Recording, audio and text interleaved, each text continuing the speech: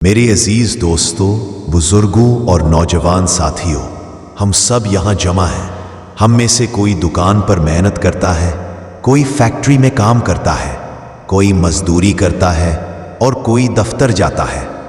صبح سے شام تک ہم پسینہ کیوں بہاتے ہیں؟ دھوپ میں کیوں جلتے ہیں؟ بھاری بھرکم بوجھ کیوں اٹھاتے ہیں؟ صرف اس لیے نا کہ ہمارے بچوں کو اچھا کھانا ملے، بہتر کپڑا ملے اور ان کی زندگی ہم سے بہتر ہو جائے۔ ہم اپنا آج اس لیے قربان کرتے ہیں کہ ان کا کل سنور جائے۔ لیکن آج میں آپ سے ایک تلخ سوال پوچھنا چاہتا ہوں، کیا بچوں کا مستقبل صرف اچھی خوراک اور مہنگے لباس سے بنتا ہے؟ اگر ہم نے انہیں برانڈڈ کپڑے تو پہنا دیے مگر کردار کا لباس نہ پہنایا تو یقین مانیے ہم نے اپنے بچوں کے ساتھ انصاف نہیں کیا۔ آج کا ہمارا موضوع یہی ہے، اولاد کی تربیت۔ یاد رکھیے، اولاد اللہ کی عطا بھی ہے اور بہت بڑی آزمائش بھی۔ یہ بچے ہمارے پاس اللہ کی امانت ہے۔ اللہ تعالیٰ قرآن کریم میں ارشاد فرماتا ہے، سورہ التحریم آیت 6، یا ایھا الذین آمنوا قوا انفسکم واہلیکم نارا۔ ترجمہ، اے ایمان والو، اپنے آپ کو اور اپنے گھر والوں کو دوزخ کی آگ سے بچاؤ۔ غور فرمائیے، اللہ نے یہ نہیں کہا کہ اپنے بچوں کو صرف غربت سے بچاؤ، بلکہ فرمایا کہ انہیں جہنم کی آگ سے بچاؤ۔ اگر بچہ دکان پر بیٹھ کر کاروبار سیکھ جائے مگر دین نہ سیکھے تو ہم نے اسے شاید دنیا کی مشکلات سے بچا لیا مگر آخرت کی آگ میں دھکیل دیا۔ نبی اکرم صلی اللہ علیہ وسلم نے بھی اس ذمہ داری کو واضح فرمایا، کلکم راع وکلکم مسئول عن رعیتی۔ ترجمہ، تم میں سے ہر شخص نگہبان ہے اور ہر ایک سے اس کی ذمہ داری کے بارے میں سوال ہوگا۔ باپ گھر کا نگران ہے اور قیامت کے دن اللہ پوچھے گا، میں نے تجھے اولاد دی تھی، تو نے انہیں کیا سکھایا؟ تو نے انہیں موبائل تو دیا، کیا قرآن بھی سکھایا؟ ایک شخص حضرت عمر فاروق رضی اللہ عنہ کی خدمت میں حاضر ہوا اور اپنے بیٹے کی نافرمانی کی شکایت کی۔ حضرت عمر رضی اللہ عنہ نے لڑکے کو سمجھایا اور والدین کے حقوق بیان فرمائے۔ لڑکے نے مؤدبانہ انداز میں پوچھا، یا امیر المؤمنین، کیا اولاد کے بھی والد پر کچھ حقوق ہوتے ہیں؟ حضرت عمر رضی اللہ عنہ نے فرمایا، ہاں، 3 حقوق ہیں۔ باپ اس کے لیے نیک ماں کا انتخاب کرے، اس کا اچھا نام رکھے اور اسے قرآن سکھائے۔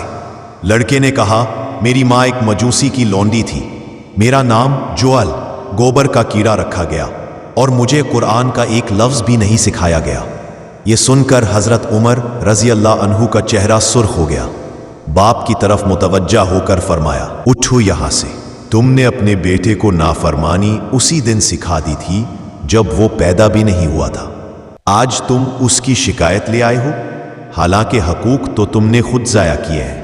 غور کرنے کی بات، ہم چاہتے ہیں ہمارا بچہ جنید بغدادی بن جائے مگر تربیت میں ہم اس کے ہاتھ میں موبائل فون اور انٹرنیٹ تھما دیتے ہیں۔ اگر بیج کانٹے دار ہوگا تو پھول کیسے کھلیں گے؟ آج ہمارے زمانے کا سب سے بڑا مسئلہ یہ ہے کہ ہم بچوں کو وقت نہیں دے پا رہے۔ دکاندار بھائی صبح 8 بجے جاتے ہیں، رات 10 بجے واپس آتے ہیں، بچہ سو چکا ہوتا ہے۔ یاد رکھیے، بچوں کو آپ کے پیسوں سے زیادہ آپ کے وقت کی ضرورت ہے۔ میری آپ سے 3 گزارشات ہیں۔ گھر میں داخل ہوتے ہی موبائل ایک طرف رکھ دے، بچوں سے پوچھیں آج کیا پڑھا، نماز پڑھی، اور ان کے ساتھ بیٹھ کر کھانا کھائیں۔ صرف کہنے سے بچہ نمازی نہیں بنتا، جب آپ اس کا ہاتھ پکڑ کر مسجد لے جائیں گے تب وہ نمازی بنے گا۔ ہم بچوں کو صرف ڈاکٹر، انجینئر یا کاروباری بنانے کی فکر میں رہتے ہیں، لیکن اقبال اس افسوس کا اظہار کرتے ہیں کہ ہم نے انہیں ان کا اصل مقصد بھلا دیا ہے۔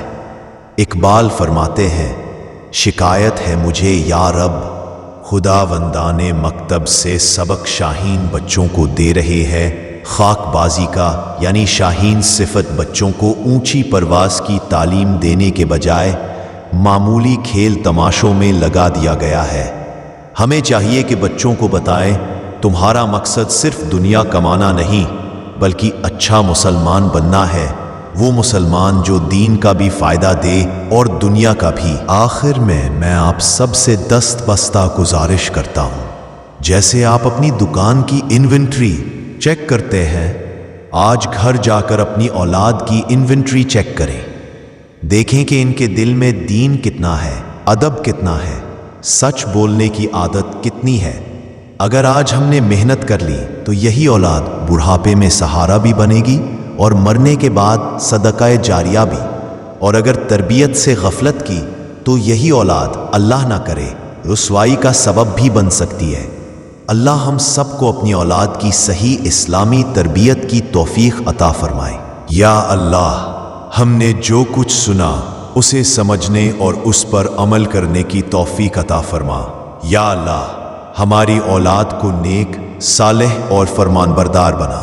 یا اللہ، آج کے فتنے، برائیوں، بے حیائی اور موبائل اور انٹرنیٹ کے غلط استعمال سے ہماری نسلوں کی حفاظت فرما۔